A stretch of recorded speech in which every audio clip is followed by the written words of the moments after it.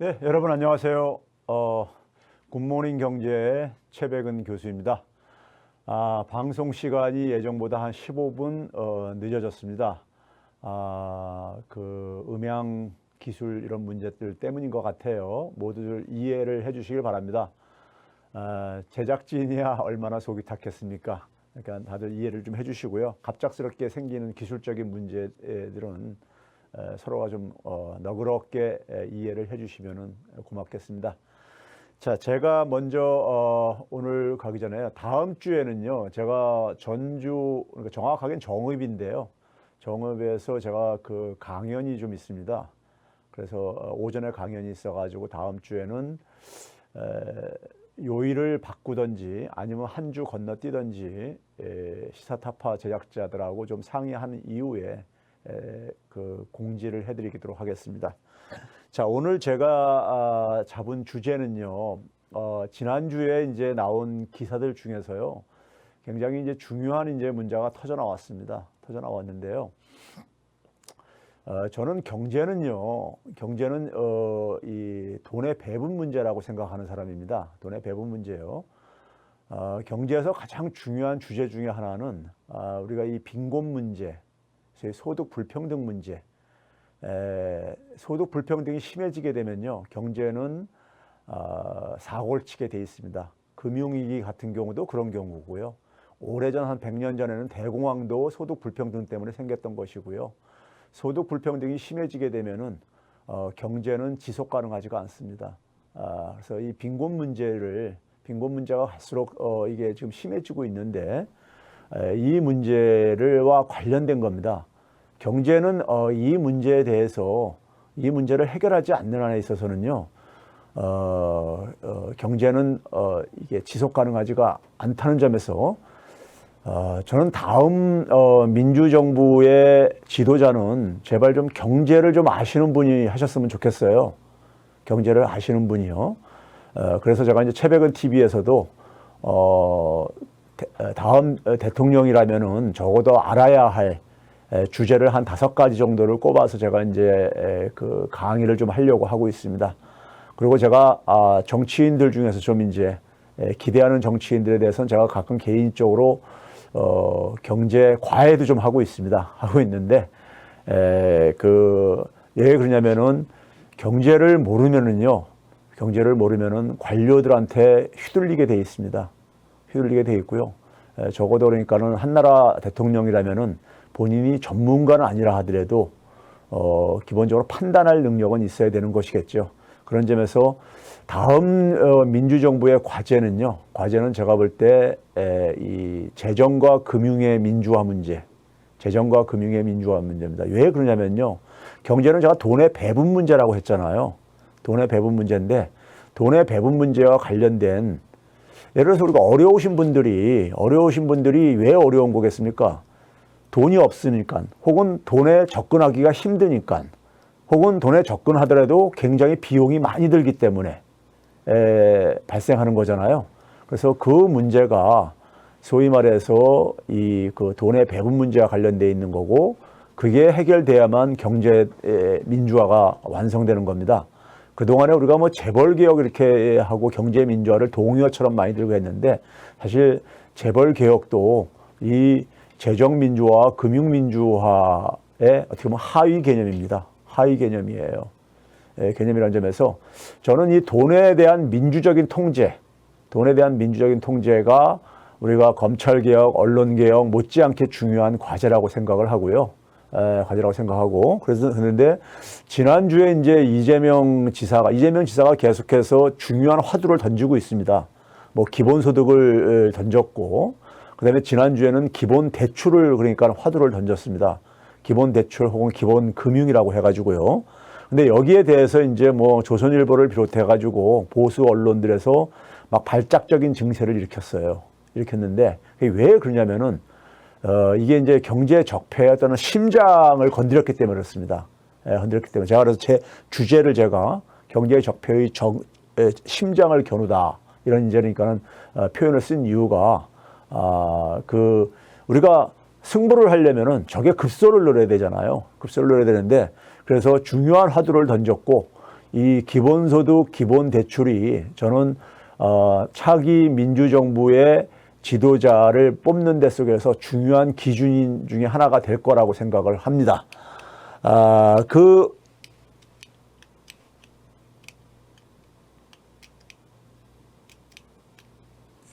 전에 오늘도 제가 제 책을 잠깐 좀 홍보를 하고 시작하도록 하겠습니다. 시간이 없어서 제 책은 여러분들 다음 민주정부가 해야 될 일을 정리한 내용입니다.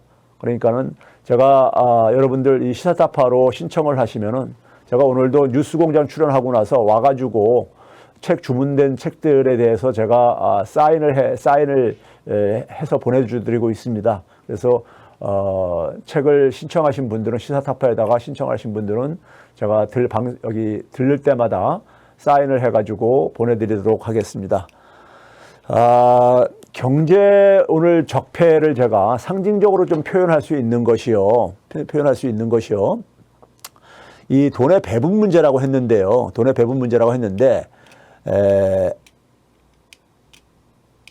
제가 한 가지 먼저 기사를 통해서 제가 먼저 그러니까는 좀 알려드리기 위해서 좀 페이지를 좀 뒤를 먼저 좀 소개를 하도록 하겠습니다.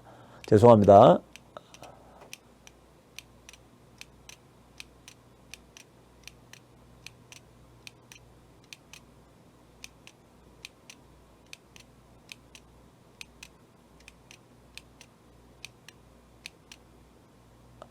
자, 지난주에 나온 기사 몇 개를 제가 먼저 소개하겠습니다. 민주당이 주최를 해서 토론회를 벌였습니다. 기본소득에 대해서요. 토론회를 열었는데, 당시에 이제 그러니까 발제자가 가천대학의 유종성 교수가 그 소득에 대해서 5%를 그러니까 일률적으로 다 올려가지고 그 재원을 가지고 기본소득으로 좀 활용하자 이런 이제 그 제안을 했어요. 제안을 했는데 거기에 대해서 이제 조세 저항이라는 말을 이제 그러니까는 각 언론들에서 이제 그러니까 쏟아냈고요. 심지어 뭐냐면은 홍준표 의원 같은 경우는 폭발적 증세 국민 동의하겠나 하면서 이재명 지사를 가지고 한국판 차베스 이렇게 비유하면서 이 공격에 그러니까는 가담을 했는데, 그런데 이 기본소득은 조세 패러다임의 혁신을 의미하고요. 재정 민주화의 중요한 출발점입니다. 우리가 많은 분들이 기본소득에 대해서 이제 그러니까는 좀 이해가 부족하다 보니까는 조세 저항 혹은 증세에 대해서 부담을 갖는 경우가 많습니다. 그런데 기존의 증세하고는 전혀 다른 차원입니다. 기본소득과 관련된 증세는요. 제가 여러 번 예를 들었듯이요. 지금 현재 그러니까는 이재명 지사가 얘기하는 기본소득과 관련된 증세는요. 국토 보유세, 즉 토지를 보유하고 있는 분들에 대해서 세금을 부과하자는, 우리가 토지를 보유하고 있으면은 재산세를 내게 돼 있습니다. 재산세를 내게 돼 있는데 재산세는 지방세니까 그냥 놔두고 양도세 부분을 폐지하고 국토 보유세를 도입을 하자. 우리나라 토지 보유세가 한 0.16% 정도 됩니다. 16% 되는데 그걸 한 0.5% 정도, 길게 볼 때는 한 1%까지 그러니까 할 때 0.5%까지 끌어올리게 되면은 한 60조 이상, 한 62조 정도에 되니까 우리가 세금을 거둘 수가 있어요. 우리나라 토지 자산의 그 규모를 봤을 때. 그런데 국토 보유세를 도입해서 거둔 세금을 가지고 전 국민들한테 기본소득을 주자는 개념은요, 어떤 거냐면 이런 겁니다. 자, 우리 사회에 그러니까 100명이 구성되어 있어요. 사람이 100명, 계산을 간단히 하기 위해서 100명이 있다고 이렇게 가정을 해보세요. 그 100명한테 세금을 그러니까 한 만 정도를 걷는 겁니다. 네? 세금을 만을 걷어요. 그러면은 그 만을 거둔 것을 100명한테 그대로 다 돌려주는 겁니다. 그러면 1인당 평균 100씩 돌려주는 거잖아요. 그러니까 기존에 그러니까 증세하고 차이가 여기서 이제 발생을 합니다. 기존에는 우리가 세금을 거둔 다음에 그 세금을 쓰는 거는 전적으로 정부의 소관이었었습니다. 정부의 소관이었었죠. 그러다 보니까 세금을 내는 사람하고 세금을 그러니까 내는 사람이 그 세금에 대한 혜택이 상당히 괴리가 많이 생겼어요. 나는 세금을 열심히 내는데 내가 받는 그러니까 세금 혜택은 별로 체감하지 못하는 경우들이 일반적으로 그러니까 많은 국민들이 느끼는 부분이죠. 그런데 기본소득은요, 기본적으로 다른 게요, 세금을 거둔 것을 다 국민에게 돌려주는 것입니다. 돌려주는 거예요. 자, 어떤 방식으로 돌려주냐면요. 자, 예를 들어서 우리나라 같은 경우는 토지 소유가 굉장히 불평등하게 되어 있습니다. 한 10%가 추정에 따라서 한 60%, 많게는 70, 한 5% 정도 소유하고 있다고 이렇게 추정을 하고 있고요. 1%가 그러니까 한 45%에서 한 50% 정도, 절반 정도를 소유하고 있다고 이렇게 얘기를 할 정도입니다. 제가 일전에 한번 얘기를 했죠. 우리나라 토지 소유의 불평등은 조선 말보다 더 심하다고요. 그런데 자, 그러다 보니까는 하위 40% 정도는 전체 국민들 중에서 하위 40%는요, 토지를 한 평도 안 갖고 있어요. 땅을 그러니까요. 그러면 이분들은 그러니까는 세금을 하나도 내지 않죠. 토지를 갖고 있지 않으니까요. 그러면 이 40명은요, 순수하게 뭡니까요? 100이라는 기본소득을 받는 겁니다. 기본소득을 받는 거예요. 세금을 하나도 안 내고요. 그 다음에 10명은요, 땅을 조금 갖고 있어요. 그러다 보니까 세금을 내는데 한 50 정도 낸다고 가정을 합시다. 그러면 세금을 50을 내고 100을 돌려받는 겁니다. 그러니까는 순수하게 50이 더 증가를 하죠. 50이 증가를 하죠. 그러니까 뭐 세금을 내는 거에 반대할 이유가 없지요. 그 다음 10명은 한 세금을 한 60을 내는 거예요. 세금이 좀 토지가 조금 더 많아가지고요. 그 대신 뭐냐면 100을 받아요. 그럼 60을 세금 내고 100을 받으니까는 자기 순수입은 40이 증가하는 거잖아요.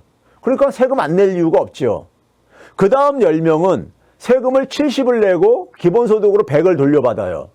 그럼 30이 그러니까 여전히 증가하는 거잖아요. 소득이요. 그러면 세금을 안 낼 이유가 없죠. 예? 세금을 거부할 이유가 없죠. 70을 내고 100을 돌려받으니까요. 그 다음 10명은 세금을 80을 내고 100을 돌려받아요. 그러면 20이 증가하잖아요. 여전히요. 그렇죠? 순수입이요. 그러니까 세금 80을 안 낼 이유가 없죠. 그 다음에 10명은 세금을 90을 내고 100을 돌려받는 거예요. 그럼 순수입이 10이 증가하죠. 예? 그러니까 세금 90을 안 낼 이유가 없죠.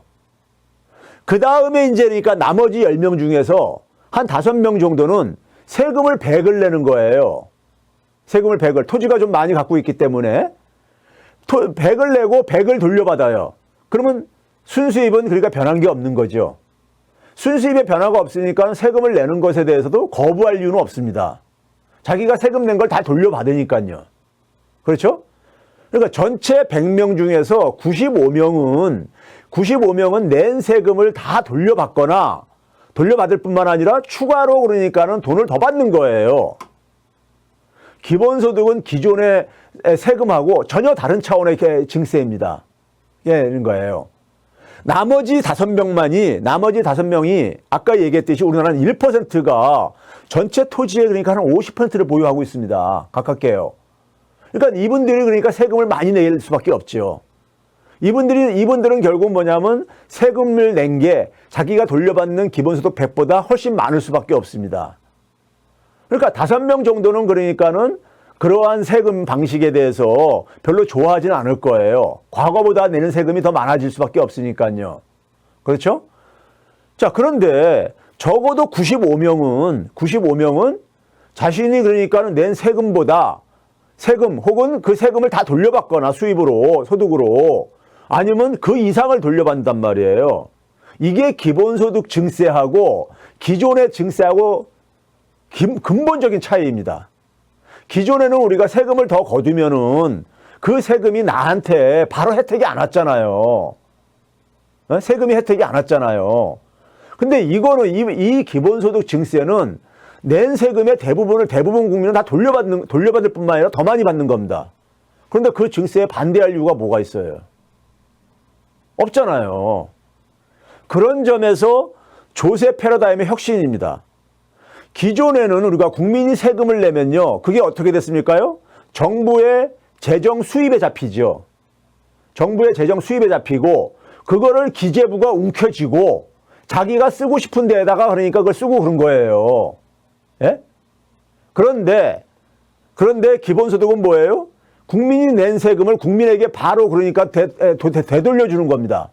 기재부가 그러니까 거기에 기재부가 자신이 그러니까는 그 돈에 그러니까 개입할 여지가 없어지는 겁니다. 그래서 기재부는 싫어할 수밖에 없습니다. 기재부는 싫어할 수밖에 없어요. 기재부가 재정을 독점을 해왔거든요. 네? 자기가 배분하고 싶은 데다 배분을 하고 주로 기업들 중심으로 해가지고요. 배분을 했단 말이에요. 여러분들 농촌에다가 우리가 지역 균형 발전 때문에 농촌에다가 많은 예산을 배분을 하잖아요. 배분하는데 어떤 식으로 배분을 하는지 아세요? 많은 농촌에 배분되는 예산을 보게 되면요. 농촌 주변에 있는 도로를 닦는 거, 도로를 만드는 거, 이런 거에다 투입을 합니다. 그럼 그 도로를 건설하는데 주로 누가 그 도로를 건설합니까? 기업들이 하잖아요. 농촌의 예산은 배분됐지만, 재정은 배분됐지만 농민들한테 그 혜택이 가기보다는 예? 기업들한테 사실은 더 많이 가고 있는 거예요. 그런데 기본소득 증세는 기본소득과 관련된 그러니까 우리가 세금을 다 그냥 돌려주는 겁니다. 돌려주는 거예요, 국민들한테요. 그런데 이거에 대해서 그러니까는 세금을 증세를 반대할 이유가 뭐가 있습니까? 그래서 이건 조세 패러다임의 혁신이에요. 거기다가 우리가 부동산 문제 지금도 굉장히 시끄럽잖아요. 부동산 정책이 그러니까 우리가 이 투기와의 전쟁을 할 정도로 시끄럽잖아요. 부동산 투기를 막는데 굉장히 효과적입니다. 부동산 투기는 기본적으로 부동산 가격은 건물 가격보다도 토지 가격에서 사실은 비롯되어져요. 원천이요. 근데 토지를 많이 보유하는 사람이 그만큼 부담이 증가하기 때문에 토지 보유에 대한 소위 말해서 인센티브가 줄어들게 되고 토지를 내놓을 수밖에 없습니다. 그 부담을 줄이려면요. 그래서 부동산의 불로소득을 줄일 수 있을 뿐만 아니라 부동산 투기도 그러니까 억제할 수 있어요. 거기다가 아까 한번 봐보세요. 이게 소득 재분배 효과가 얼마나 있습니까? 토지가 한 평도 없는 사람은 100이라는 수입이 더 추가로 생긴 거예요. 토지를 조금 갖고 있는 사람은 50이라는 수입이 생긴 거고, 그 다음 토지를 갖고 있는 사람은 40이라는, 그러니까 토지가 우리나라에서 그러니까는 자산 불평등에 있어서 가장 중요한 하나의 이 요인입니다.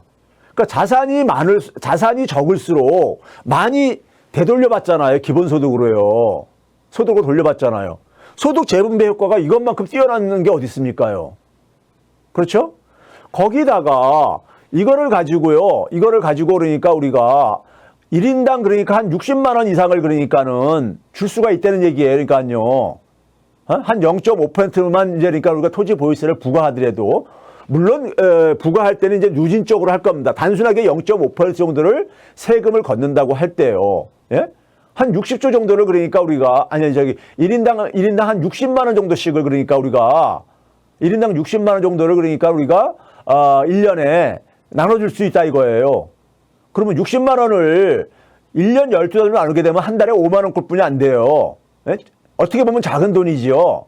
그런데 그렇게 말고 1인당입니다. 이것도 1인당 그러니까 한 30만 원 정도를 그러니까 1년에 나눠서 2번을 설 명절 때라든가 아니면 추석 명절 때 1인당 30만 원을 준다면요.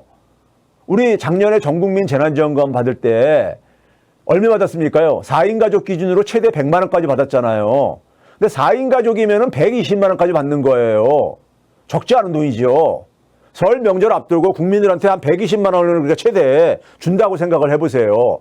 추석 명절 앞두고 예? 한 120만 원, 그러니까 4인 가족 기준으로 한 120만 원이 생긴다고 생각을 해보세요. 가게에 큰 도움이 됩니다. 예? 그리고 그런 것은 그러니까 우리가 매달 주는 게 아니기 때문에 지역화폐로 주게 되면은요. 소멸성 지역화폐를 주게 되면은 지역 경기를 활성화시키는 데도 굉장히 도움이 되잖아요. 예? 우리나라는 자영업자들이, 소상공인들이 한 650만 명 정도가 됩니다. 굉장히 그러니까 우리 경제의 많은 부분을 차지를 해요. 그분들도 어쨌든 간에 먹고 살기 위해서 사업에 뛰어든 거 아닙니까요? 함께 살아가야 되지 않겠습니까요? 예?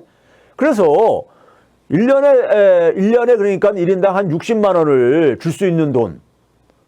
이게 그러니까는 상당히 그러니까 큰 도움이 될 수 있다 이거예요. 그런데 이제 우리가 유종성 교수는 더 많이 주고 싶으면은 아니 국민들한테 더 많이 그러니까 기본소득을 주고 싶으면은요 더 증세를 하면 되는 거예요. 증세를요. 그러니까 5%씩 거둘 때요. 대개 우리가 세금은 누가 더 많이 냅니까요? 자, 1,000만 원 버는 사람한테 5%는 얼마입니까요? 1,000만 원 버는 사람한테 5%를 만약 세금으로 부과한다면은, 예? 50만 원이죠. 50만 원이. 100만 원 버는 사람한테는요, 5만 원입니다. 그런데 그렇게 거둔 거를 똑같이 나눠준다고 해보세요. 똑같이 나눠준다고 해보세요. 그러면은 우리가 소득이 낮을수록 더 많이 혜택을 보잖아요. 그렇죠? 그렇기 때문에 대부분 보통 사람들은 이 기본소득과 관련된 증세를 반대할 이유가 없는 거예요. 그러니까 증세를 하게 되면 우리가 기존의 경험을 가지고 있다 보니까는 내가 세금을 더 냈는데 나도 지금 살기 힘들어 죽겠는데 세금을 더 걷는데 그럼 좋아할 사람 별로 없죠. 왜 그렇습니까요? 나는 세금을 더 냈는데 나한테 돌아오는 혜택은 별로 그러니까 이렇게 변한 게 없는 것 같은 거예요. 그래서 증세를 한다 그러면은 그러니까는 국민들은 상당히 그러니까는 짜증을 낼 수밖에 없습니다. 예? 거부가 생길 수밖에 없어요. 그런데 기본소득 증세는요, 다 돌려받잖아요. 대부분 사람들은요. 그 이상을 돌려받잖아요. 많은 사람들이요. 그런데 그 조세에 대해서 왜 저항을 해야 되죠? 저항할 이유가 없는 거잖아요. 그렇죠? 그러니까 이거는 기자들이 무지하거나 아니면은 그 편집부에서 악의적으로 왜 그렇습니까요? 세금은 있잖아요. 부자가 더 많이 내게 돼 있어요. 소득이 높은 사람이 더 많이 내게 돼 있습니다. 그 사람들은 싫어하지요. 그 사람들의 이익을 대변하는 거예요. 예? 그 사람들의 이익을. 조세 저항이 생긴다니. 조세 저항은 그들만 조세 저항을 하는 거죠. 보통 사람들 대부분은 조세 저항 없습니다. 기본소득과 관련된 증세는요. 생길 수가 없어요.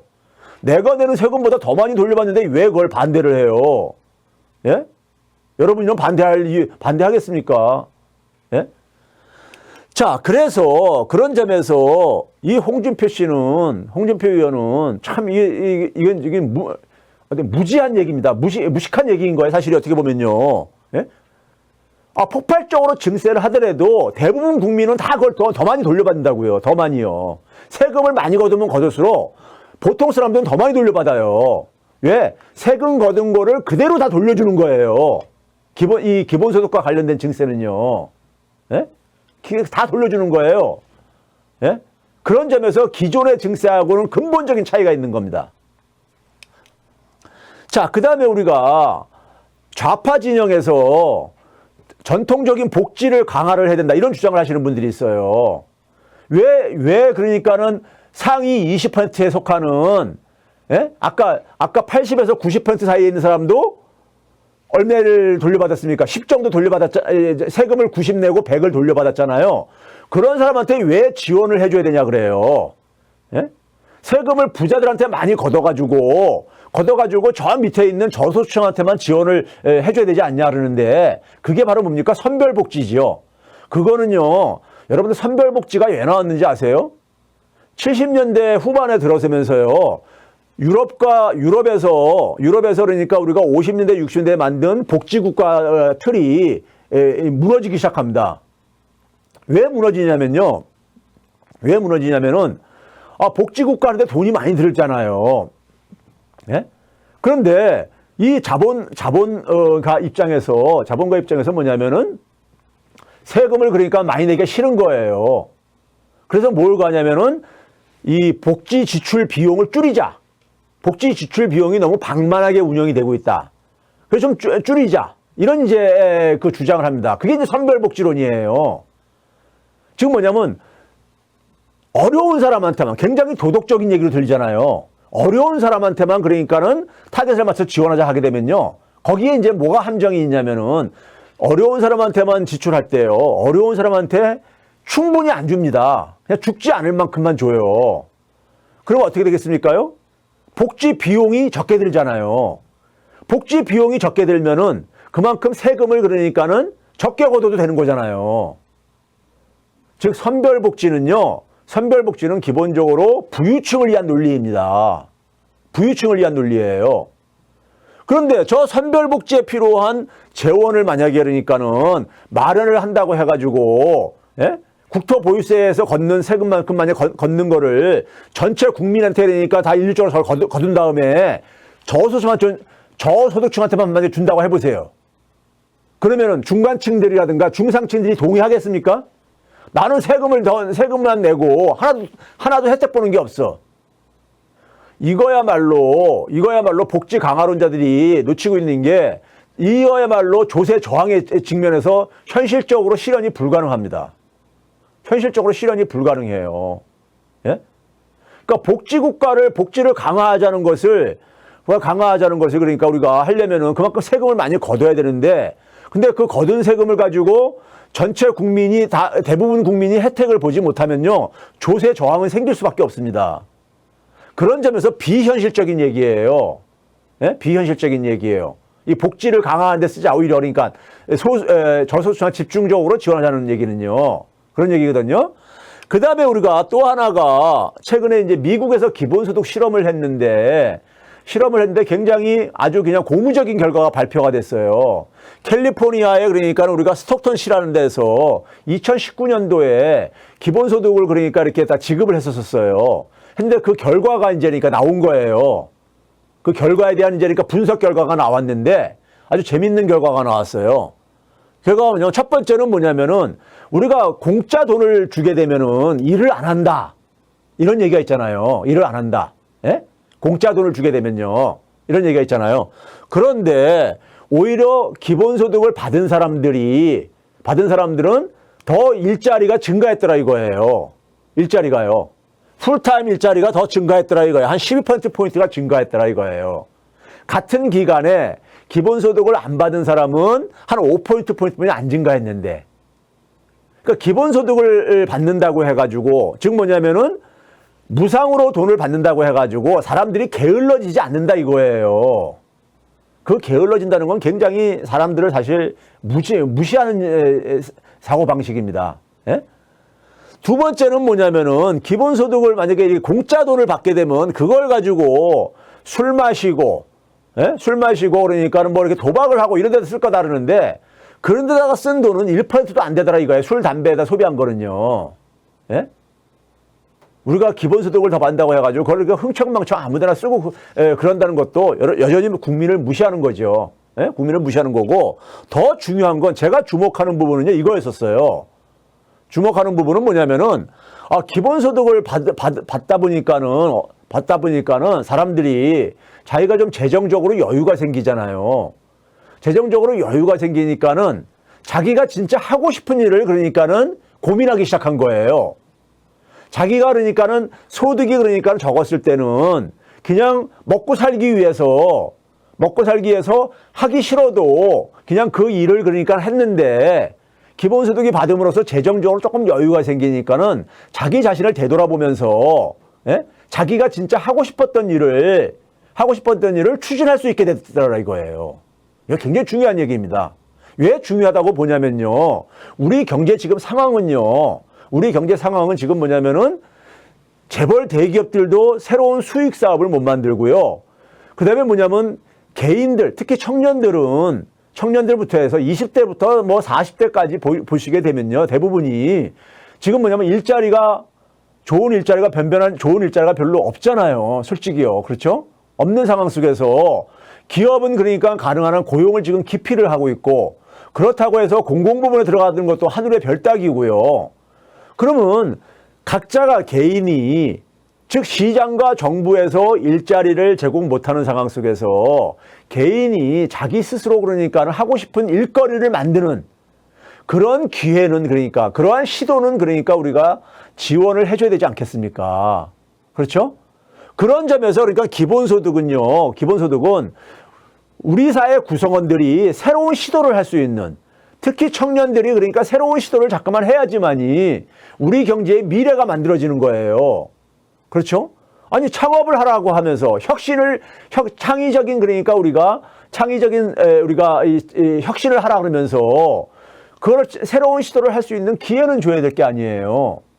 그런데 재정적으로 여유가 없을 때는요, 그냥 한 달 그러니까는 자기가 그냥 버티기 위해서 저임금 아르바이트라도 그냥 아르바이트에 그냥 이렇게 인질 잡혀서 생활을 할 수밖에 없잖아요.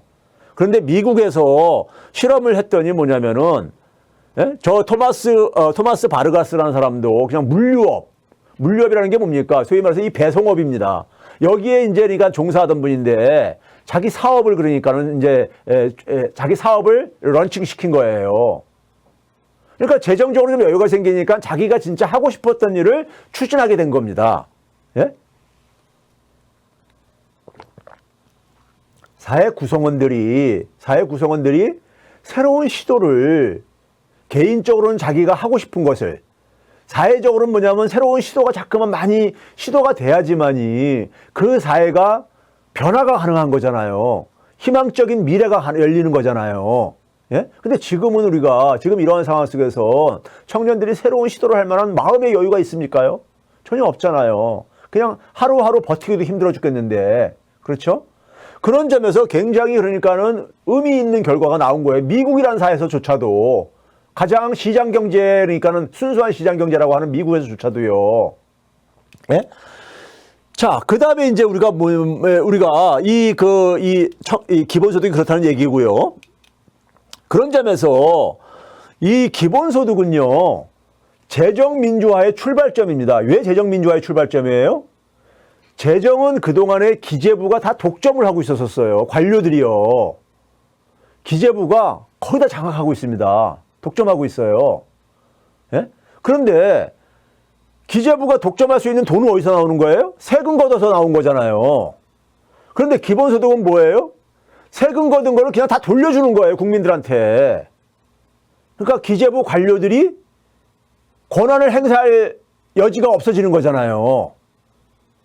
즉 돈의 배분을 기재부가 하던 데서 국민들한테 그러니까 돈이 배분이 직접 되는 거예요. 소위 말해서 직접 민주주의가 되는 거랑 똑같은 겁니다. 정치적으로 얘기하면요. 우리가 대의민주주의에서 직접 민주주의로 가는 건 똑같은 거예요. 대의민주제로 맡기니까는 가끔 보다 보면은 국회의원들이 우리가 그런 얘기 많이 하잖아요. 촛불 시민들이요. 180석 만들어주면은, 예? 좀 우리 그 사회의 적폐들도 다 청산되고 그럴 줄 알았는데 국회의원들 하는 거 보면은 마음에 안 드는 경우도 많이 있죠. 마음에 드는 국회의원들도 있지만은, 그렇죠? 그게 뭡니까? 대의민주주의. 국회의원 되고 나가지고, 예? 생각이 좀 그러니까 바뀌거나 복잡해지면서, 예? 이러거나 아니면 재벌한테 로비를 받거나 하면서 이게 흔들거리는 거죠. 그렇죠? 그런 것처럼 기재부 관료들도 자기들이 가지고 있는 권한, 국민이 부여했는데 그걸 자기 조직의 이익을 위해서, 자기 구성원들의 이익을 위해 가지고, 예? 사적인 그러니까 이해관계가 개입되는 거예요. 재정을 배분하는 데 속에서요. 기업들한테 쓰는 데는 전혀 인색하지 않잖아요. 예? 기업들한테 쓰는 돈은요. 언제 재정이 그러니까 기업들한테 지원하면서 재정은 화수분이 아니다 이런 얘기 한 적을 제가 들어본 적이 없습니다. 경제학 공부하고 난 이래. 경제학을 제가 공부한 지 50년이 지금 그러니까 돼가는데 들어본 적이 없어요. 기업들 지원해주면서 재정은 하수분이 아니다 이런 얘기를 한 걸 들어본 적이 없습니다. 근데 지난해 그러니까 가게한테 한 14조 정도 지원해주고 나서 재정은 하수분이 아니다. 이런 얘기를 하는 게 기재부 관료들입니다. 예? 그러니까 기본소득이야말로 재정을 그러니까 재정 자원을 국민들이 회수하는 거예요. 세금 낸 거를 그대로 다 돌려받으니까요. 이게 재정 민주화의 출발점입니다. 출발점이에요. 그래서 이게 굉장히 중요한 거죠. 거기다가 보수 진영에서는 아까 앞에서도 소개했듯이 공짜 돈을 주게 되면은 노동을 안 한다 이거예요. 노동을 안 한다 이렇게 얘기를 하는데, 자, 지금 시대에 우리가 노동이라는 것은 과거 산업사회하고 다릅니다. 전통적으로 산업사회 속에서의 노동이라는 것은요, 노동의 그 어원을 보게 되면요, 서양사회 속에서는 이 강요에 의해서 그러니까는 자신이 그러니까는 힘들어도 참고 하는 일이 노동의 의미로 되어 있습니다. 라틴어라든가 이런 쪽의 어원을 보게 되면요. 노동이라는 것은요. 그러니까 우리가 경제학 책에서도요. 노동이라는 것은 자기가 자신한테는 별로 만족은 오히려 줄이지만은 그걸 참고 하는 이유는 뭐냐면 내가 임금을 받기 때문에 임금을 받으면 내 만족이 증가하잖아요. 이거하고 교환하는 거라고 이렇게 해석을 해요. 그런데 우리가 오늘날 그러니까 노동은 뭘 합니까? 우리가 오늘날 그러니까 직원들한테 요구하는 건 뭐예요? 창의적인 아이디어를 많이 요구를 합니다. 창의적인 아이디어는 우리가 억지로 일시키는 데서 나오는 게 아니잖아요. 예? 우리가 기업들이 그러니까 우리가 자율근무를 이제 확산되고 재택근무도 확산되고 그럴 텐데 그런 속에서 그러니까 우리가 그걸 정착시키려다 보니까는 기업들도요 직원들을 그 업무에 그러니까 굉장히 흥미를 가진 사람을 뽑으려고 해요. 그래야지만 흥미를 가진 사람은 감시를 안 해도 자기가 열심히 일을 하거든요. 일 끝나고 퇴근하면서도 그 일에 대해서 그러니까 몰입을 하거든요. 빠져 있거든요. 집에서 저녁 식사 밥 먹으면서도 그 생각을 하고 있고요. 심지어 화장실 가서도 그 생각을 하고 있고요. 퇴근 이후에도 그러니까요. 자신이 하고 싶은 일을 하는 사람들은요. 그렇죠? 그런 사람들한테 아이디어가 많이 나오잖아요. 즉 뭐냐면 과거 산업사회 때는 어떻게 합니까? 기업에다가 출근시켜가지고 딴짓 하나 안 하나 감시를 하면서 열심히 일시키는 것이 전통적인 노동에 대한 개념이었었어요. 그런데 오늘날 노동자들한테 요구하는 건 뭐냐면 창의적인 아이디어들입니다. 창의적인 아이디어는 강요된 노동보다도 자유시간을 많이 줘야 돼요. 자유시간이 많이 줘야지만이 나오거든요. 아이디어라는 것은요. 자유시간을 많이 주려면은 노동시간을 그만큼 줄여줘야 되잖아요. 노동시간을 줄이면 근데 뭐냐면 임금이 줄어들잖아요. 그걸 보존해주는 게 바로 기본소득의 의미가 있는 거예요. 그런 점에서 자유로운 창의적인 아이디어가 많이 나오는 사회가 혁신이 활성화될 수밖에 없지 않겠습니까? 혁신이 활성화되는 게 그 나라의 경제가 그러니까 우리가 지속 가능할 수밖에 없잖아요. 그렇죠? 그런 점에서 기본소득이야말로 우리 경제에 그러니까 우리가 미래를 만들어낼 수 있는 사회적 투자의 개념을 갖고 있는 거예요. 사회적 투자의 개념을. 우리가 대기업들한테 연구개발에 많은 그러니까 우리가 재정 지원을 해주잖아요. 왜 그렇습니까요? 대기업의 그러니까 혁신이 우리 경제의 미래를 만들어낸다고 해서 지원해 주는 거잖아요. 그럼 마찬가지로 개인들의 그러니까 우리가 혁신적인 활동에 대해서 마찬가지로 왜 지원을 안 해줘야 되는 겁니까? 예?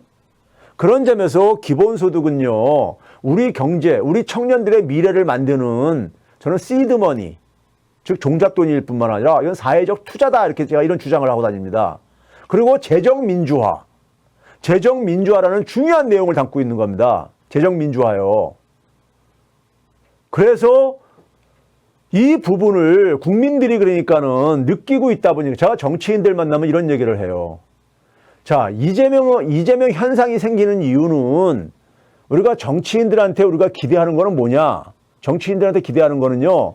보통 사람들이 미래에 대해서 희망을 갖고 살게 해주는 게 정치입니다. 제가 생각하는 정치라는 것은요.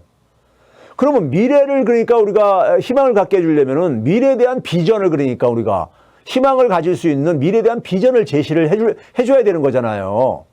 그게 다른 말로 바꾸면 뭐냐? 시대 흐름을 그러니까 이해하고 그 시대 흐름이 요구하는 것을 그러니까 방향을 제시해줘야 되는 거예요. 이재명 현상이 생기는 게 이재명 하게 되면 떠오르는 게 기본소득이잖아요. 그러다 보니까 나머지 정치인들이 기본소득을 막 공격을 해요. 근데 그 결과가 어떻게 되는 겁니까? 이재명을 공격을 해가지고 자기가 좀 지지율을 올라가길 기대했는데 올라갑니까요? 오히려 떨어집니다. 왜 떨어지는지 아세요? 이재명을 공격한 게 아니라 시대 흐름을 공격했기 때문에 그런 거예요. 지금 뭡니까? 대다수 국민을 공격했기 때문에. 대다수 국민은 뭐냐면 시대 흐름에 그러니까 우리가 시대 흐름에 대한 비전, 방향을 그러니까 원하는데 그게 기본소득이 그 시대 흐름에 부합하는 건데 기본소득 공격하면 이재명을 끌어내릴 줄 알았는데 기본소득 공격하니까 자기 지지율이 떨어져. 왜요? 시대 흐름을 공격했기 때문인 거예요. 즉 대다수 국민을 공격한 거예요. 자살골이죠. 정치인들이 저같이 경제학자보다 더 정치를 모르시는 것 같아. 그럴 때 어떻게 보면요. 그 제가 아끼는 민주당 국회의원들한테는 저한테 물어봐요. 교수님 기본소득 어떻게 생각하세요? 그러면 제가 뭐라 그러지 아세요? 이거 시대 흐름이야. 빨리 타. 빨리 타라 그래요. 예? 빨리 타라고. 시대 흐름이니까. 예? 이게 시대 흐름인 겁니다. 시대 흐름인 이유가 있어요. 재정 민주화가 왜 우리가 시대 흐름이 됐습니까? 지난해 우리가 전국민 재난지원금을 경험하면서 국민들이 선별 지원이 얼마나 그러니까는 우리가 폐해가 심한지, 예? 우리 경험을 하다 보니까 국민들이 판단할 능력이 생긴 거예요. 예? 자, 그 정도로 하겠습니다. 그 다음에 이제 우리가 또 하나가 뭐냐면은, 또 하나가 뭐냐면요. 이제 금융민주화에 대해서. 자, 이재명 지사가 지난주에요. 이게 지난주 얘기는 아닙니다. 사실은요. 이게 뭐냐면요. 경기도에 경기신용보증재단이라고 있습니다. 신용보증재단은 그러니까 우리가 중앙정부 차원에서도 있잖아요. 신용보증재단이요. 그러니까 예를 들어서 중소기업이라든가 소상공인들이 돈을 받을 때 정부가 그분들은 그러니까 신용이 약해서 그러니까는 은행에서 돈을 대출받기 힘들고 그러니까는 그 신용을 보증을 해주는 거잖아요. 보증료를 내고요. 그러니까요. 그런 업무를 하는 게 보증재단입니다. 신용보증재단이죠. 경기도에도 이게 있어요. 각 지자체별로요. 예? 근데 여기서 뭐냐면은, 여기서 이제 그러니까 제안을 한 게, 경기도 신용보증재단에서 제안을 한 게 뭐냐면요. 1인당 신용도하고 관계없이 한 500만 원에서 1000만 원을 10년간 연 3% 금리로 빌려주는 것을 그런 상품을 그러니까 은행에서 그러니까는 검토할 수 있느냐 문의를 한 거예요. 문의를요. 그럼 신용도하고 관계없이 이걸 빌려주게 되면 대출을 해주게 되면 1000만 원을 만약에 빌려준다고 가정을 합시다. 그러면 그 사람이 못 갚는 사람도 생길 수 있잖아요. 그러면 그 손실에 대해서는 경기도 신용보증재단에서 책임져 주겠다. 이런 조건으로 이제 그러니까는 그런 상품 개발이 가능하겠냐고 문의를 한 거예요. 그 문의를 한 거예요. 예? 문의를 했는데 이 가능한지 여부 문의했는데 이거를 만들라고 요구했다고. 예, 봐보세요. 이재명 시중은행의 기본대출을 요구했다. 요구한 게 아니죠. 이게 이런 상품이 가능한지 문의를 한 거예요.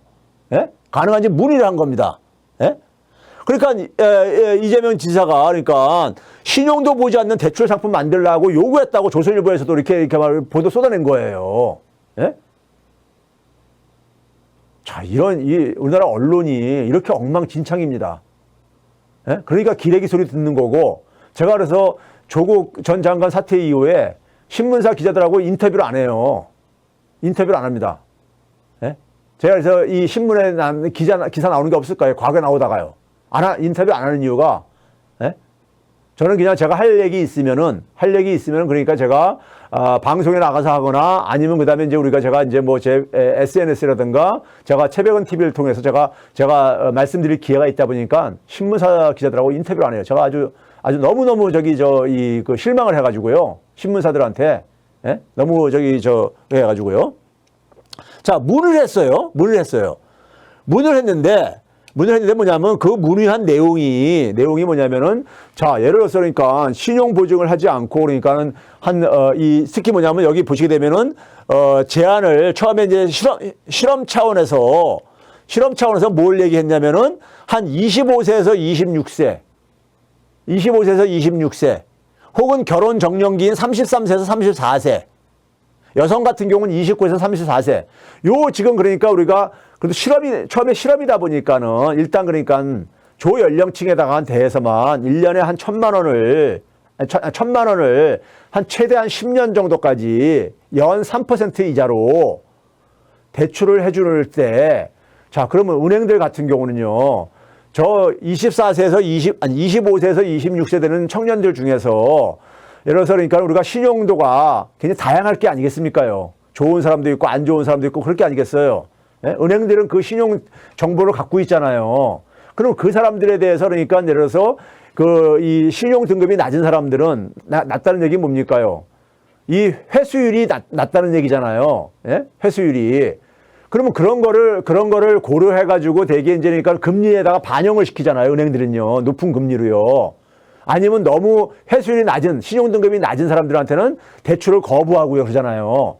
근데 저들한테 그러니까 다 일률적으로 해주는 대신에 은행들이 그러니까 만약에 손실 볼 확률, 손실 볼 가능성, 예? 그 비용이 어느 정도 되는지, 그리고 그것에 대해서 경기도 신용보증재단이 보전을 해준다면은 그 상품을 취급할 가능성이 있냐 이렇게 문의를 한 거예요. 문의를 했는데 그걸 가지고 요구했다, 강요했다 이런 식으로 얘기를 한 거예요. 그런데 제가 여기서 제가 뭐냐면은 우리나라 은행과 금융당국의 민낯이 드러났다고 제가 얘기를 이렇게 표현을 달았는데 왜 그러냐면요. 여기에 보시게 되면 맨 밑에 빨간 박스 해놓은데 이 글자가 작은데 보이는지 모르겠어요. 자, 또 다른 은행 관계자는 신용에 따라 2차 보전을 약속받는다고 해도 완벽하게 손실을 피할 수는 없을 것이다. 이러면서 이제 그러니까는 난색을 표현했다 이거예요. 자, 이게 무슨 얘기냐면요.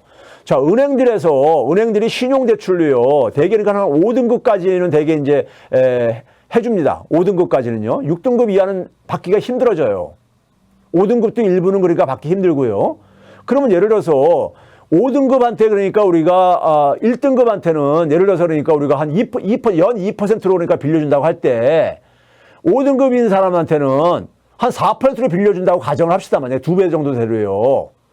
근데 그렇게 대출해 준 사람들이 100% 상환하는 건 아니잖아요. 그럼에도 불구하고 신용등급 1등급인 사람들 중에서도요. 대출을 받았다가 상환 못하는 사람이 있어요. 단지 확률이 낮은 것뿐이지요. 확률이 낮은 것뿐이죠. 저기 6등급, 7등급, 8등급, 9등급, 10등급 사람들보다 좀 상환 가능성이 높은 것뿐이지요. 100%가 아닙니다. 예? 그러니까 자기들이 그러니까는 영업을 해도 자기들이 대출을 빌려줘더라도 신용등급이 높은 사람을 대상으로 대출을 해줘도요. 완벽하게 손실을 피할 수는 없는 거예요. 은행들도요. 예? 그런데 그게 어떻게 핑계거리가 됩니까?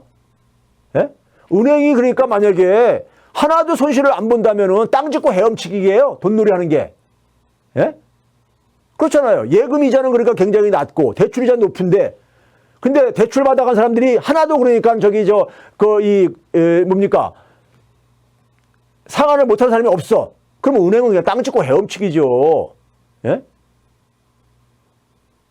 은행은 자기들이 그러니까는 신용등급을 따져가지고 대출을 해줘도요. 해줬음에도 불구하고 신용등급 1등급자한테도 그러니까는 손실은 발생을 해요. 그런데 자기들을 벌어 그러니까는 어느 정도 그러니까는 이 회수 못할 가능성이 어느 정도 되는지, 예? 그거를 신용보증에서 물어보고, 그걸 다 고려해 줬음에도 불구하고, 그 비율 범위 내에서 해소가 안 되는 것을 보전해 주겠다고 경기신용보증에서 했음에도 불구하고, 완벽하게 손실은 피할 수 없기 때문에 검토할 가치가 없다. 이게 말입니까? 이게 방금입니까, 진짜? 예? 이게 잠시 후에 얘기할게요. 은행이 왜 이런지 제가 잠시 후에 얘기할게요. 그 다음에 뭐냐면은 이런 얘기 했어요. 금융위원회를 거치지 않고 지자체가 이런 식의 요구를 해온 건 처음이다. 맞습니다. 여기에 중요한 의미가 담은 게 있어요. 금융위원회가 자기 직무를 안 하고 있는 거예요. 금융위원회가 자기 직무를. 자, 먼저 이제 그 얘기를 해볼게요. 자, 그러다 보니까 이재명 지사가 뭐라고 했냐면은 페북에다가 뭐 쓴 글을 제가 자세히는 안 읽어봤어요. 근데 뭐라고 썼냐면은 은행이 손실 위험이 하나도 없는데 그러니까는 경기도 신용보증에서 문의한 게 부담이 된다. 이게 그러니까는 자기는 이해가 안 간다는 거예요. 말이 맞는 얘기잖아요.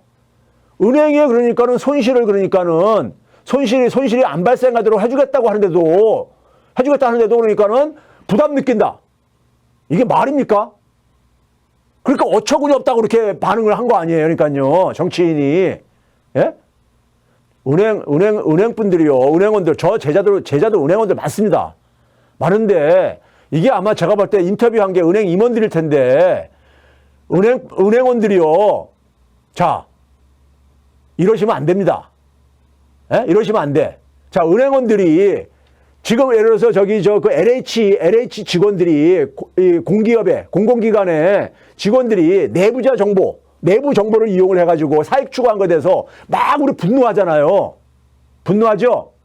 공무원들이 막 그러니까 우리가 부정하게 되면 막 분노하죠? 근데 자기들이 하는 짓에 대해, 자기들이 그러니까 예를 들어서, 예? 자기들이 그러니까 제대로 자기 역할 안 하고 적폐짓을 하는 것에 대해서는 너무 관대해요. 은행원들 지금 가슴에 손 얹고 한번 오늘 따져봅시다. 자, 이게 경기도에서 경기도 신용보증전에서 보낸 공문이에요. 은행들한테요. 공문 원본입니다. 여기 보시게 되면은 1,000만 원 대출 후에 저기 2차 보전 방식으로 3번을 보게 되면은 2차 보전 방식으로 손실을 보전해 줄 경우에 2차 보전이 얼마나 보전해 주면 되겠느냐. 이것까지 해가지고 그러니까 한 1,000만 원을 그러니까는 대출을 할 때 3%로 대출을 하는 거를 문의를 한 거예요. 문의. 예? 문의한 겁니다. 이 상품은 사실 금융위원회에서 이런 상품 만들려고 은행에다 지시를 해야 되는 거예요. 금융위원회가 안 하니까. 아까 은행 관계자가 얘기했죠. 금융위원회가 아니라 지자체가 이런 얘기하는 건 처음이다. 맞아요. 금융위원회가 해야 될 일을 안 하고 있는 거예요. 금융위원회가. 자, 그건 제가 뒤에서 말씀드릴게요. 자, 그러면 여러분들 한번 생각을 해보세요. 3%로 그러니까 예를 들어서 대출을 해줘라. 대출을 해줄 수 없냐? 1,000만 원을요. 한번 생각을 해보세요. 요새 우리가 은행에서 예금 금리가 어느 정도 되죠? 1년짜리는 어떻게 됩니까? 2%도 안 되죠? 네? 2% 안 됩니다. 신용등급 1등급자들이 한 2% 초에서 지금 대출을 받고 있어요. 자, 10년을 그러니까 우리가 10년을 대출해준다는 얘기는 10년 그러니까 우리가 예를 들어서 채권의 수익률을 보게 되면은 지금 어느 정도 됩니까? 10년짜리 우리가 이 수익률을 보게 되면요. 10년짜리 수익률을 보게 되면은 한 2%가 채 안 됩니다. 지금요. 2%가. 그럼 1% 정도 여전히 마진이 있잖아요.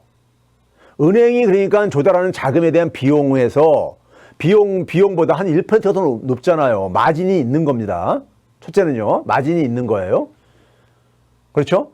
거기다가 은행이 대출을 해줘도 손실은 볼 수 있는 건데 은행이 그러니까는 그 손실 볼 수 있는 부분에 대해서 대개 그러니까는 가산 금리로 더 이제 부과를 시킨단 말이에요. 그거를 경기도 신용보증에서 지원해 주겠다 이거예요. 그러면은 은행 입장 속에서는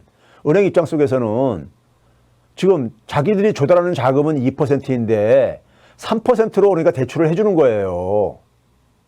그러면 1% 마진이 나는데 왜 대출을 저거 싫다고 할까요, 은행이요?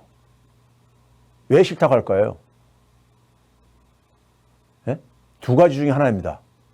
두 가지 중에 하나예요. 하나는 뭐냐면요. 자, 자기들이 만약에 예를 들어서 그냥 이 경기도에서 대출을 해줬으면 하는 사람, 대상들한테 대출을 해줄 경우에는 더 많은 대출 금리를 부과할 수 있는데, 즉, 더 많은 마진을 그러니까 만들어낼 수 있는데, 경기도에서는 그러니까 경기도에서 하는 걸 따르게 되면 한 1%뿐이 마진이 안 납니다, 이거예요. 자기들한테 남는 돈이 그러니까 적다 이거예요. 그러니까 쉽게 얘기하면요. 은행들이요. 이러면 안 됩니다. 예? 은행에 여러분들 경제학, 경영학 공부할 때 은행은요, 여러분들이요. 은행은 일반 기업하고 다릅니다. 달라요.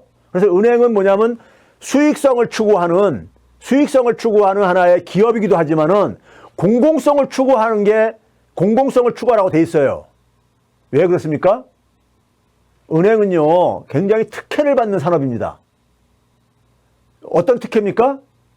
가장 낮은 금리인 중앙은행이, 한국은행이 결정하는 기준금리를 이용할 수 있어요.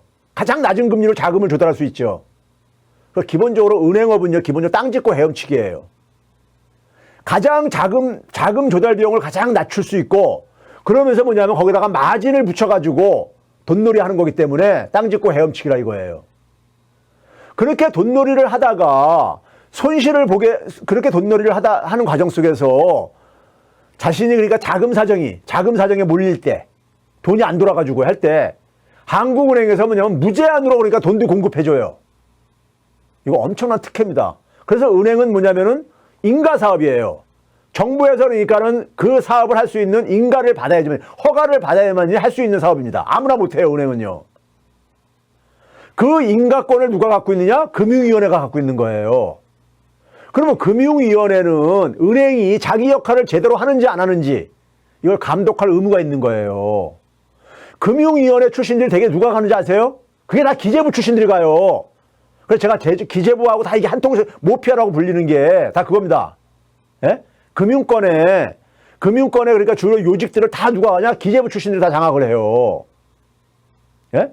근데 자기 역할들을 안 해. 문제는. 예? 그런 상품 만들려고 공공성이 바로 뭡니까요? 자금 중개. 즉 뭐냐면 돈이 필요로 하는 사람들한테 돈이 그러니까 골고루 잘 돌게 하라는 얘기예요. 돈이 잘 돌게 하라는 얘기예요. 근데 현실을 보게 되면요. 우리나라 그러니까는 국민들 중에서 6등급 이하는요. 6등급 이하가 여러분 어느 정도 되는지 아세요? 900만 명이 넘습니다. 1000만 명 가깝게 돼요. 이분들은 은행에서 신용대출을 못 받아요. 자, 은행은 기본적으로 공공성을 추구하고 돼 있는데 은행을 그러니까 이용할 수가 없다고요. 900만 명 넘는 분들이요. 그거를 방치하고 있는 게 금융위원회인 거예요. 예? 방치하고 있는 게 한통속이 돼가지고 자기 직무유기죠. 직무유기를 하고 있는 겁니다. 예? 자, 그러면은 우리가 한번 생각해 보세요. 우리가 자본주의 사회는 시장경제라는 건 뭐예요? 시장경제라는 것은 경쟁인데 우리가 경쟁엔 뭐가 빠진 말이라고 제가 얘기했습니까? 공정경쟁입니다. 자, 우리가 100m 달리기를 하는데 다 출발선에서 뛰었을 때 가장 빨리 달린 사람을 우리가 국가대표로 뽑으면은 아무런 이의 제기가 없죠. 그런데 한 사람은 10m 앞에서 뛰었어. 그 사람이 1등을 했어. 그 사람을 국가대표로 그러니까 지명을 했어. 그럼 나머지 선수들이 동의합니까? 안 하지요. 경쟁은 공정할 때, 공정한 그러니까 게임을 할 때 그 의미가 있는 거잖아요. 시장 경제는요, 공정한 경쟁이 돼야 됩니다. 그런데 우리 현실은 어떻습니까? 경제 활동을 하는 데 속에서 우리가 돈에 대한 접근, 굉장히 중요한 문제잖아요.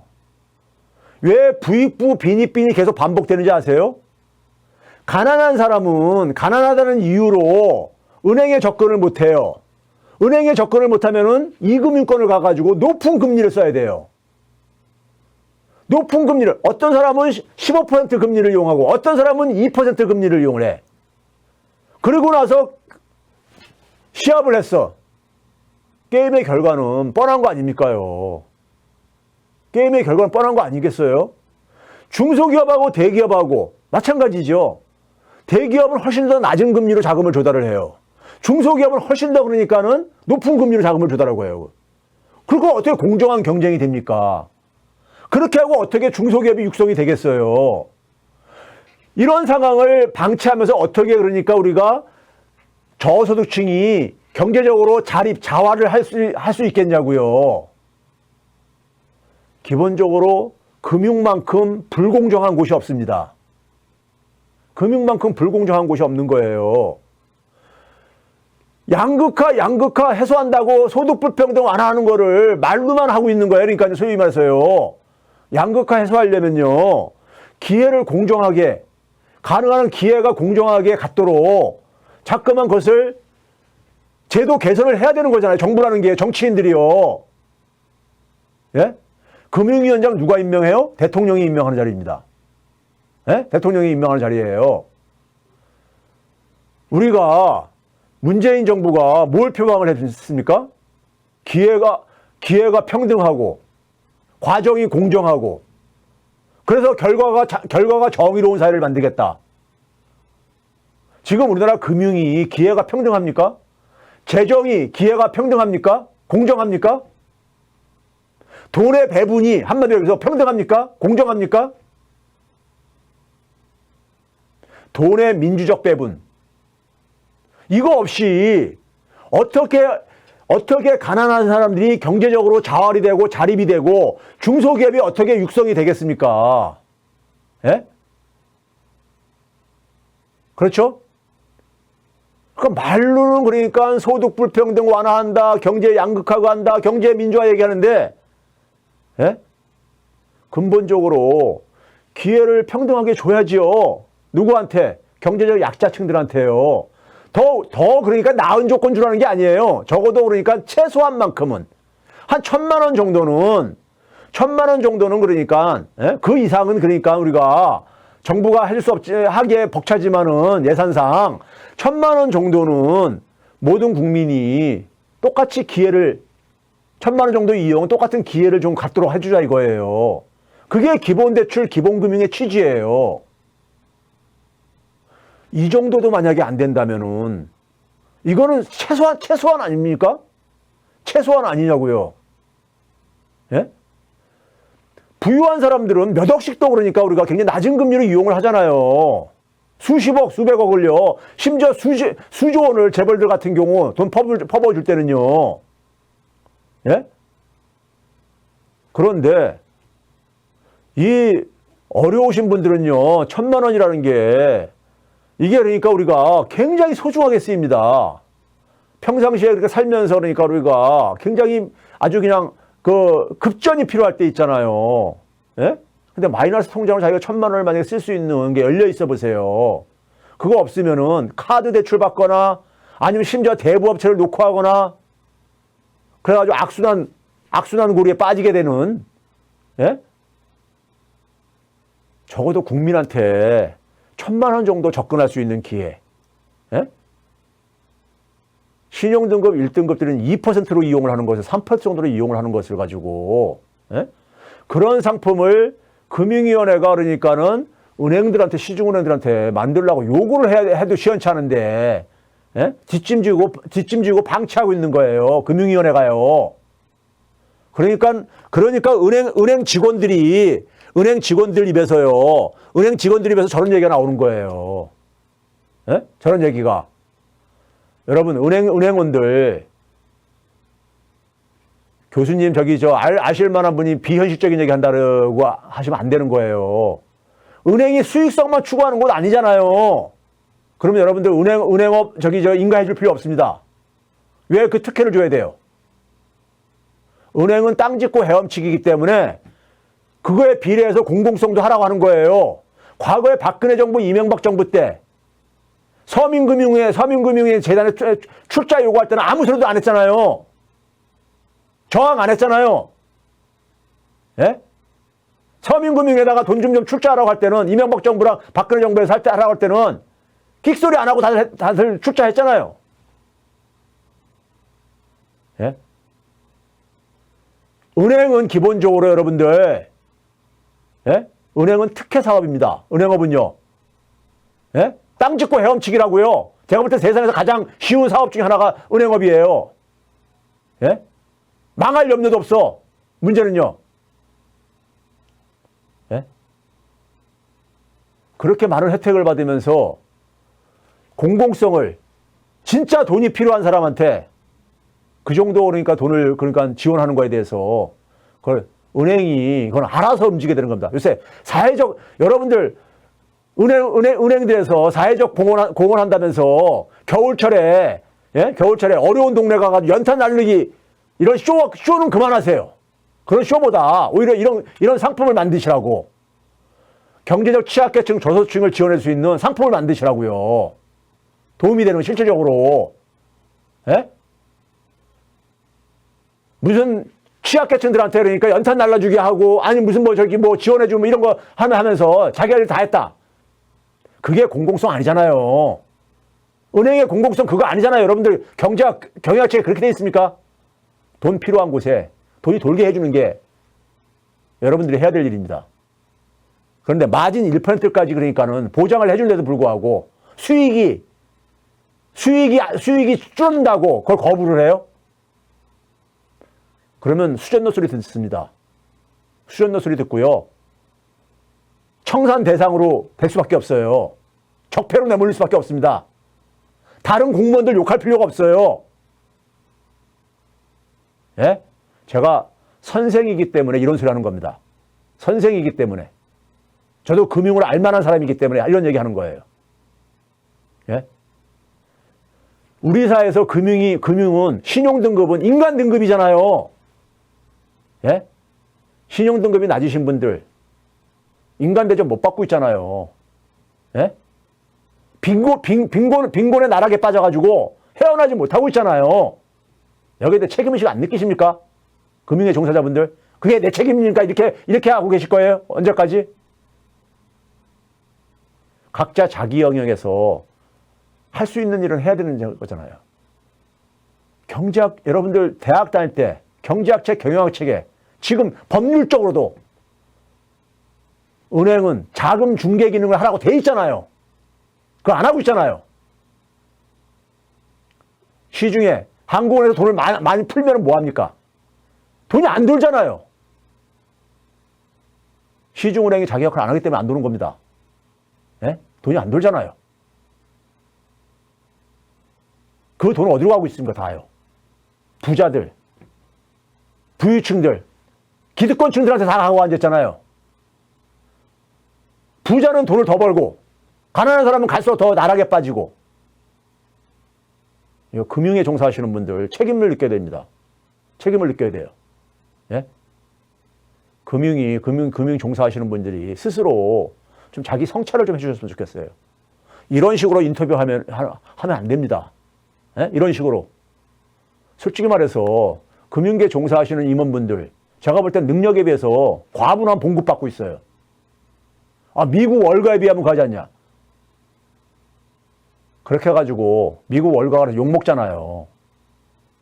예? 금융위기 만들어 놓고 거기에 대해서는 하나도 책임 안 지고. 예? 위기를 만드는 상품을 만들어가지고 자기들 돈벌이를 하고 주머니는 생기고. 그래서 욕먹잖아요. 자랑 아닙니다. 예? 적어도 사회와 공동체 속에서 은행이 자기 역할을 제대로 하고 있는지 저는 한번 성찰을 하는 시간을 가졌으면 좋겠습니다. 자기들이 할 일을 제대로 하고 있는지 우리 공동체에 대해서 우리 아이들이 살아갈 곳이잖아요. 제가 오늘 할 얘기가 많았었는데 시간이 돼서 못다한 얘기들은 이번 주 수요일 날 채백은 TV에서 체계적으로 제가 다루도록 하겠습니다. 이재명이 얘기하는 기본소득, 기본대출은요, 재정민주화와 금융민주화의 첫 출발점입니다. 최소한의 출발점이에요. 이것조차도 만약에 못한다면요, 저는 우리 사회는 경제 양극화는 갈수록 더 악화될 수밖에 없다. 돈의 배분 문제다. 돈을 좀 민주적으로 좀 배분하는 것을 첫 출발점인 겁니다. 이거 거부하는 사람들 경제 적폐라고 저는 할 수밖에 없습니다. 경제 적폐들입니다. 예? 우리 사회에 많은 사람들이 경제적으로 추락하든 말든 내 주머니만 불리면 된다고 생각하는 사람이라고 나는 생각할 수밖에 없습니다. 예? 재정민주화, 금융민주화 없이는요, 우리 사회는 미래는 없습니다. 제가 단언코 얘기하는데 결국은 가계부채 문제가 폭발합니다. 이러다가. 예? 외환위기 때 그랬죠. 있는 사람들은 신났죠. 금리도 막 24, 5%까지 올라가다 보니까. 그러면 안 됩니다. 수많은 가정들이 해체가 되고 있는 상황 속에서 있는 사람들은 그 당시 나왔던 유행어 구호가 뭐였습니까? 이대로! 이런 얘기 나왔죠. 공동체가 붕괴되는 상황 속에서 개인의 부의 축적을 하는 사회, 그 건강한 사회 아닙니다. 건강한 사회 아니에요. 그 사회 엘리트, 정치인들 부끄러운 줄 알아야 됩니다. 부끄러운 줄 알아야 되는 거예요. 예? 공동체의 대부분이 우리가 고통 속에 빠져 있는데 자기들은 신이 났다고 신이나 하는 사람, 신이 나는 사람들 부끄러워야 되는 사람들입니다. 제가 노블리스 오블리자까지는 기대 안 할게요. 안 하는데 저도 인간답게는 삽시다. 예? 인간답게는 살자고요. 인간답게라는 건 뭐냐? 맹자가 얘기했잖아요. 예? 어려운 사람 보게 되면 치근한 마음이 생겨야 되고, 예? 시비지심, 옳고 그른 것을 구별할 줄 알아야 되고요. 그렇죠? 수호지심, 부끄러운 걸 보게 되면, 예? 뭡니까? 부끄러워할 줄 아는 마음. 이런 마음이 없는 사람을 가지고 맹자는 뭐냐면 금수라고 얘기했죠. 사람이 아니라고 얘기했습니다. 예? 제발 이런 식으로 딴지 걸지 맙시다, 우리. 저 기자가 제대로 인터뷰를 했는지 안 했는지 모르겠지만은 인터뷰의 내용을 보게 되면 은행 관계자라고 돼 있기 때문에 제가 은행 관계자들한테 적어도 아마 임원급들일 텐데 저런 사고방식 진짜 곤란합니다. 진짜 곤란해요.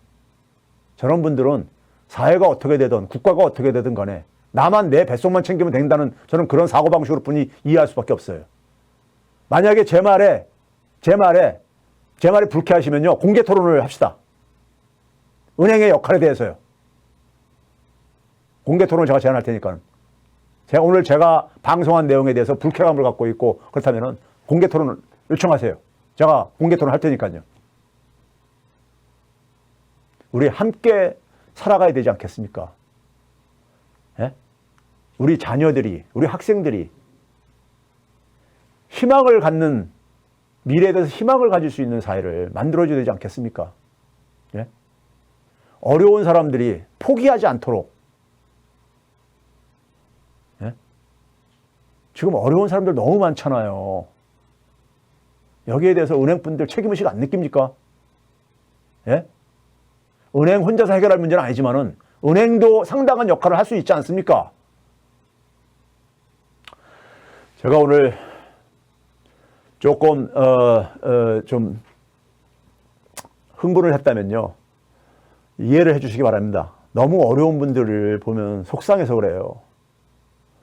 제도적으로 정부가 할 수 있는 역할이 있는데 안 하고 있으니까, 할 수 없는 문제라면은 제가 이렇게 열을 안 올립니다. 할 수 있는데 안 해가지고 국민이 고통에 빠지는 것은 선생으로서 너무 미안하고 자괴감이 드는 거예요. 예? 경제학을 가르치는 선생으로서 자괴감이 드는 겁니다. 예? 그 돈 몇 푼이 없어가지고 극단적인 선택까지 하는 사람들. 이건 야만 사회입니다. 이건 야만 사회예요. 예? 경제는 그런 거 아닙니다. 경제는요, 보통 사람들의 마음을 편안하게 해주는 게 경제입니다. 경세재민이라고 하는 게 바로 그 뜻이에요. 보통 사람들이 마음이 좀 편안하게 살 수 있게 해주는 게 경제입니다. 예? 약육강식의 세계가 아니라 남들은 다 집 밟고 그러니까 내 주머니만 챙기면 이게 경제가 아니라고요. 예? 그렇게 해가지고는 사회가 지속될 수 없습니다. 자, 오늘 제 방송 좀 늦게 시작한 바람에 조금 예정보다 늦게 끝났습니다. 그리고 오늘 충분히 얘기를 못했는데 최백은 TV를 수요일 날 좀 기대해 주시고요. 거기서 이 재정, 기재부하고 한국은행하고 그 다음에 금융위원회, 이게 다 한 통속들입니다. 이걸 제가 여러분들에게 그 민낯을 제가 다 공개를 해드리겠습니다. 오늘은 시간이 없어서 여기서는 소개를 못했는데요. 한국은행, 기재부가 정점에 있고요. 한국은행, 금융위원회, 그리고 시중은행들, 이게 다 한 통속 한 저겁니다. 예? 그 재정과 금융은 제가 그래서 일란성 쌍둥이 혹은 샴 쌍둥이라고 합니다. 돈의 배분에 있어서 특권층들이 돈을 독점하는 데 있어서 예?